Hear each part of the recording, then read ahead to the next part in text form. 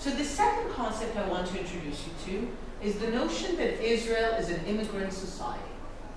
Now you might say, big deal. Every society in today's world is an immigrant society, right? People travel across continents in order to better their lives. There's no country in the world that is not an immigrant society. But I want to argue that very, very few countries have made immigration their ideal, right?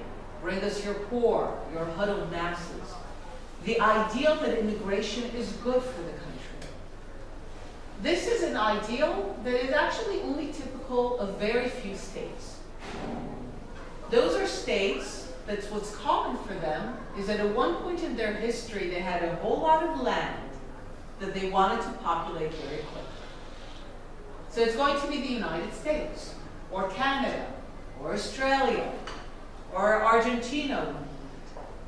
Why is Israel a country that has made immigration an ideal? And it is an ideal.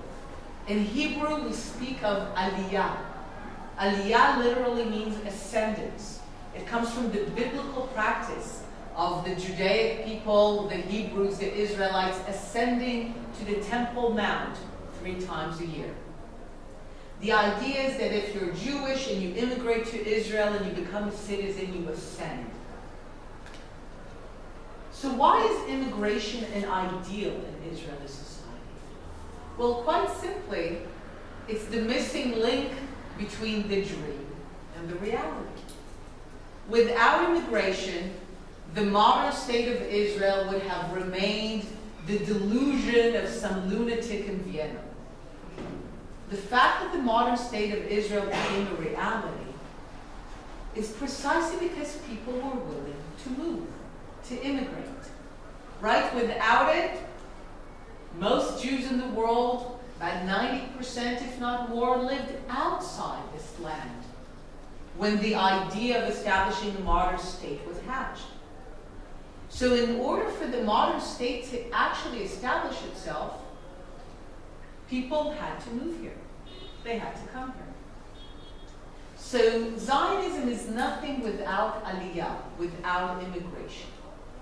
Now again, I want to contend that this thing is a source of tremendous strength for Israeli society, but also quite a few challenges. What is the strength? Well, the strength is something that you will recognize from any immigrant society. Immigrant societies are interesting. There's an energy to them. They're diverse. Something happens in the combination of people from different backgrounds, from all over the world, looking different. And this is something that's important to emphasize. Sometimes people think of the Jewish people as a closed group, as an ethnicity. Some of our detractors over history have called us a race. But Judaism, especially with Jews living for 2,000 years in different countries, different cultures, different places, well, we've mixed in. People joined us. People became part of our family, part of our tribe. Which is why the Jews are not an ethnicity, certainly not a race. You have Jews of all colors, white and black, and all colors of eyes and hair, and speaking different languages and coming from different backgrounds and cultures. And what happened is that in Israel, they all mixed up. One of my favorite things to ask a young audience in Israel is to ask them, look, for those of you born in Israel, and for those whose parents, if not born in Israel, were married in Israel, think about it for yourself. How many have 4 grandparents from the same background, from the same geography? In a room of 200, maybe 3 people will raise their hands. It's been, in that sense, a remarkable story of success. Add to that the story of the renewal of the Hebrew language, and it is really one of the most amazing stories of a people rebuilding themselves from all corners of the world as a people, as a nation, restoring their language, and returning to their homeland. Why is it also a source of many challenges for Israeli society? Well, you will recognize it too from any immigrant society. What characterizes immigrant societies? Right? It's that people come first and people come later. You have layers, right? You have those who come earlier and those who come later. And those who come earlier never like those who come later. It's very typical of every immigrant society. Those who come earlier, well, they think of themselves, we've built something here. We've established the rules. We bake the pie, so it's our pie. Those who come later, what do? Well, initially they play by the rules, right? They just came, they feel uncomfortable, they play by the rules. But after a while, they feel they're at home, because that's the idea of an immigrant society.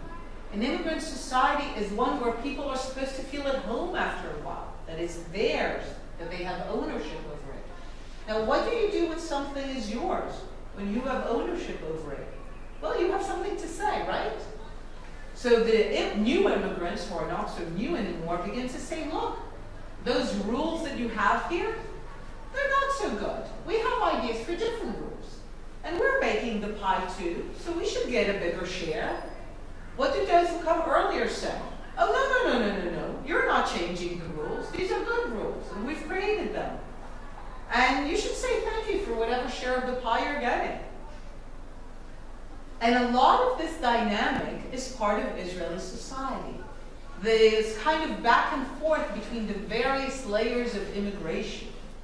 People will talk about it in ethnic terms, the challenges, the tensions between Jews who have come from Eastern European background, Ashkenazi Jews, and Jews who have come from Sephardi backgrounds, from North Africa or the Middle East, or Jews who have come from Russian background.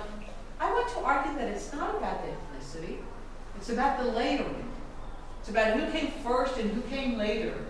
And that tug of war in terms of who gets what because they came earlier, while also maintaining the idea of everyone belongs and everyone has ownership. So Israel is very much an immigrant society. You will see it with your own eyes. Everyone has an immigrant story to tell. It is a tremendous source of our vibrancy, of our strength, but certainly of many challenges that we have as a society.